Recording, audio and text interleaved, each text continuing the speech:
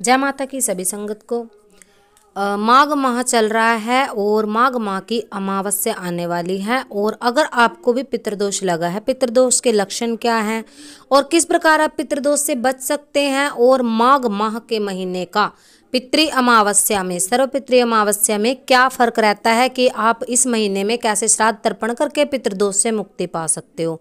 बहुत सारी समस्याएं पितृदोष और प्रेत दोष के कारण ही उत्पन्न होती है, क्योंकि घर के जो अकाल मृत्यु को प्राप्त हुए लोग होते हैं वो प्रेत योनि में होते हैं, और प्रेत योनि में होने के कारण हमें तरह तरह की यातनाएं, दुख वो देते रहते हैं। और सबसे बड़ी प्रॉब्लम समस्या कहाँ पे आती है? घर में बरकत नहीं है, आर्थिक समस्याओं से आप जूझ रहे हैं, आपका पेट खराब रहता है, आपके जो पेट के नीचे का हिस्सा है इसमें आपको दर्द बना रहता है, टांगे बिल्कुल आपकी खत्म हो चुकी है, कई लोगों को कमर के हिस्से में भी दर्द रहता है, और उनका जो है अपने माइंड पे, अपनी बुद्धि पे कंट्रोल नहीं रहता। करने को बहुत कुछ करना चाहते हैं, बहुत उनका दिमाग चलता है हम ये कर ले, हम वो कर ले, परंतु उनको किसी भी कार्य में जो है सफलता नहीं मिल पाती है, केवल वो सोच करके कल्पनाओं में ही जीते रहते हैं। तो इस प्रकार से पितृदोष और प्रेत दोष के कारण बहुत सारे घर जो हैं समस्याओं से जूझ रहे हैं। तो क्या कर सकते हो? माघ माह की कृष्ण पक्ष में ही अमावस आती है, सभी जानते हैं। तो माघ माह की अमावस्या का शास्त्रों में भी बहुत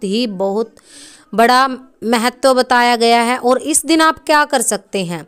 साधारण तरीके से अगर आप अपने पितरों को मनाना चाहते हैं, उनके लिए तर्पण श्राद्ध इत्यादि करना चाहते हैं, तो आप साधारण सी बात है कि खीर बनाइए, खीर का भोग उनको कंडे पर अंगारी करके जब देवता जोत पर आ जाता है तो उनको भोग लगाएं, और जल का छींटा जरूर दें, क्योंकि आचमन के बिना, जल के बिना उनको जो है तृप्ति नहीं मिल पाती है। सूर्य देव को आप जल जरूर चढ़ाएं, और दोपहर के समय में आप ये श्राद्ध करें। सुबह 10 बजे के बाद जब सूर्य देव अपनी कलाओं पर स्थित हो जाते हैं, तो आपको क्या करना है? तांबे के लोटे में आपको जल ले लेना है, थोड़ा गुड़ डालना है, तेल डालना है, क्योंकि पितरों की और प्रेतों की आसक्ति जो है गुड़ तिल के प्रति होती है। सर्वप्रथम आप श्राद्ध करके अपने पितरों का भोग लगा करके सूर्य देव को जल चढ़ाएं। उसके बाद 1 लोटा आप अपने घर के मुख्य द्वार पर, अब एक दीवार पर जरूर डालें, पितरों का नाम ले करके, हैं हमारे पितरों आप हमसे संतुष्ट रहें, हमारे घर में बरकत दे, हमारे घर में सुख शांति दे, हमारे कार्य चलते रहें, सभी प्रकार से सौभाग्य से, अन्न से, धन से हमारे भंडार भरते रहें। इस प्रकार से अगर जैसे माघ माह की अमावस्या है, जिस प्रकार से सर्वपितृ अमावस्या होती है, उस पर आपके पितर आपके ऊपर कृपा करते हैं, उस प्रकार भी माघी अमावस्या का जो है बहुत ही बड़ा महत्व माना गया है।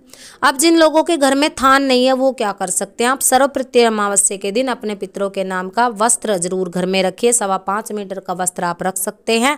और अगर आप नारियल में उनको बिठाना चाहते हैं, यानी कि नारियल के अंदर उनका आह्वान करके उनको स्थान देना चाहते हैं, तो आप एक कपड़े में नारियल भी बांध करके थोड़ी दूब और चावल रख करके रख सकते हैं अपने पितरों के निमित्त गहना बाधा घर में। और जिन लोगों के थान बने हुए हैं, जैसे कहीं अपने प्लॉट में थान बना देते हैं, कई लोगों के खेतों में मकान बने होते हैं, कई लोगों ने घरों में ही थान दे रखे हैं, तो उनको आप गंगा जल और थोड़ा सा कच्चा दूध डाल करके, अगर आपके पानी निकलने की व्यवस्था है तो संपूर्ण स्नान करवाएं, नहीं तो आप छींटा भी लगा सकते हैं। हल्दी का तिलक करना चाहिए। हल्दी के तिलक से हमारे पितर जो हैं पोषित होते हैं, प्रसन्न होते हैं। उनको जो है आप खीर का भोग लगा सकते हैं। कईयों के घरों में खिचड़ी भी चढ़ती है, और कईयों के घरों में साफ सफ़ेद चावल जो है, सादा चावल बना करके घी और बूरे से भी भोग लगता है। तो जिस प्रकार से आपके घर में लाग है, आप उस प्रकार से उनका भोग लगाएं।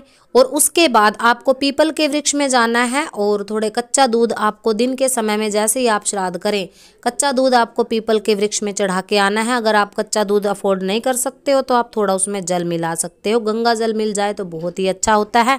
पीपल के वृक्ष पर जल चढ़ा के आएँ, और संध्या के समय एक तेल का दीपक अपने पितरों के निमित्त आपको जला करके आना है। 2 लौंग आप दीपक में जरूर डाल करके आएँ। तो इससे क्या होगा? आपके पितर प्रसन्न होंगे और आपके ऊपर कृपा करेंगे। आपके घर में 7 पीढ़ियों से लगा हुआ पितृदोष जो है समाप्त होगा। अगर आप करते हैं प्रति माह की अमावस्या को ये कार्य, तो भी आपके पितर आपसे पोषित होकर के आपको आशीर्वाद देते हैं। अब बहुत सारे लोगों का एक सवाल होता है कि हम पितरों को नहीं पूजना चाहते, ये तो प्रेत होते हैं, तो मरे हुए होते हैं, भूतों को प्रेतों को पूजने से भला हमें क्या फ़ायदा होगा, हम तो केवल देवता को ही पूजेंगे। देखिए बहुत सारे वीडियो ऐसे होते हैं कि जब हम इनको नहीं पूजते हैं, बहुत सारे वीडियो में हमने बताया है, जब हम इन प्रेतों के लिए कुछ भी, इनके उद्धार के लिए, इनके कल्याण के लिए कोई कार्य नहीं करते हैं, ये भूखे प्यासे होते हैं और जिस प्रकार से अगर आपने गरुड़ पुराण पढ़ा है, आपने पद्म पुराण पढ़ा है, तो उसमें प्रेतों का भोजन क्या बताया गया है।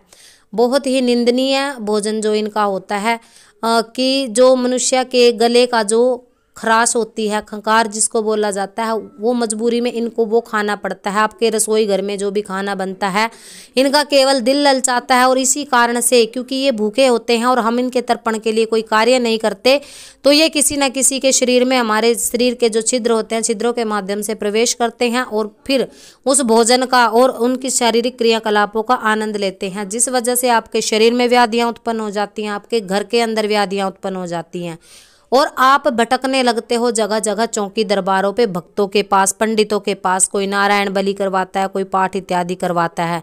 सबसे अच्छा विधान यही रहता है कि आप स्वयं से इनके लिए कार्य करें, इनको पोषित करें, क्योंकि अगर इनको भोजन तर्पण इत्यादि आप देते रहे तो ये आपके शरीर में कभी भी हाजिरी लेकर के नहीं आएंगे। आपके शरीर पे कभी भी इन प्रेतों की वजह से कोई रोग दोष उत्पन्न नहीं होगा।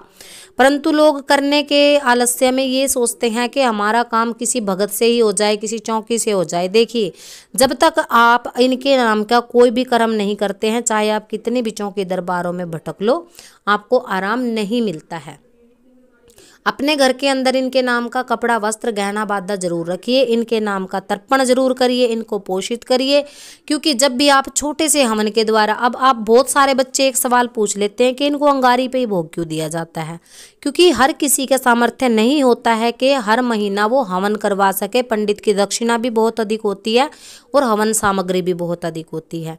तो इस कारण से आपको ये छोटा हवन, इसको होमना ही कहा जाता है, जो अंगारी के माध्यम से भोग दिया जाता है। तो छोटा हवन भी बोल सकते हो, इसको होमना भी बोल सकते हो, होम भी बोल सकते हो। इसके माध्यम से जो है हम अपने देवी देवताओं को हविष्य प्रदान करते हैं, जिससे वो पोषित होते हैं। और जब वो पोषित होते हैं तो प्रसन्न होकर के हमें फलने फूलने का सौभाग्य का आशीर्वाद देते हैं। जिन घर में अपने पितरों के निमित्त कार्य किए जाते हैं, उनके घर में कभी भी बरकत कम नहीं होती। और जो लोग अपने पितरों की निंदा करते हैं, अपने पितरों को गाली गलौज करते हैं, उनके घर में कभी भी ये लक्ष्मी का वास, बरकत का वास नहीं होने देते। तो ये आपकी समझ है, आप जिस प्रकार से करना चाहते हैं। अगर आपका थोड़ा भी सामर्थ्य है तो नारायण बलि आप जरूर करवाएं। एक बार अपने पितरों के नाम की, श्री हरि जी के नाम की कथा या पाठ जरूर करवाएं। लोगों को भोजन इत्यादि करवाएं, क्योंकि अगर आप इनके नाम की कथा, पाठ या भोजन इत्यादि करवाते रहते हैं तो आपके घर में सुख, शांति, बरकत हमेशा बनी रहती है। माता लक्ष्मी का वास आपके घर में हमेशा बना रहता है। आपके देवताओं की कृपा जो है आपको हमेशा ही मिलती रहती है। तो ये थी छोटी सी जानकारी पितरों के बारे में। आशा करते हैं आप सभी लोगों को पसंद आई होगी। सभी को जय माता।